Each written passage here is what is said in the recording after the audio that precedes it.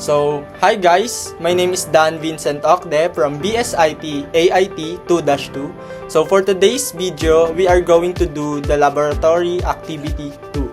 So here's the instructions. First is open your text editors such as VS Code, Notepad, or Sublime Text. Second is create a new file and save it as index.php. Third, type the PHP code below that will display your full name, your program, and your school name. Fourth, open this file in your browser using a local server like XAMPP or WAMP. 5. Create a folder inside the htdocs directory. 6. The folder name is your last name. So my last name is Ocde. And 7. Verify that the output matches the sample output. So, without further ado, let's get started. So again, ano nga ba yung PHP? So yung PHP is a hypertext preprocessor or isang server-side language na ginagamit sa paggawa ng dynamic na website.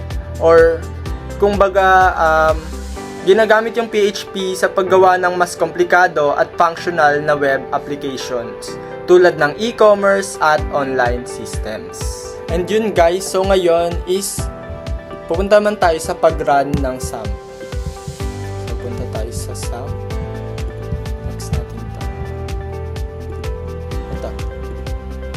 Pindutin natin to. Start natin tong dalawan to.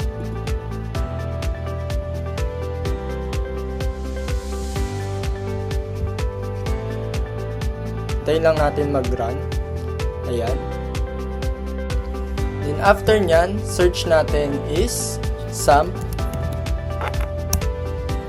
Punta tayo sa htdocs.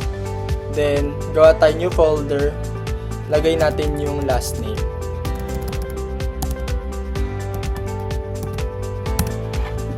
Yan. Then after nyan, is punta na tayo dito sa Visual Studio Code. New file, text, then select language, PHP. Then, yan, yung code. Nilagay ko na para hindi na time consuming. Save. Yung ginawa nating file kanina, isanapin natin. Okay. Gawin natin tong index.php. Save. Then lastly, check natin siya kung gumagana. Type natin localhost Ocde.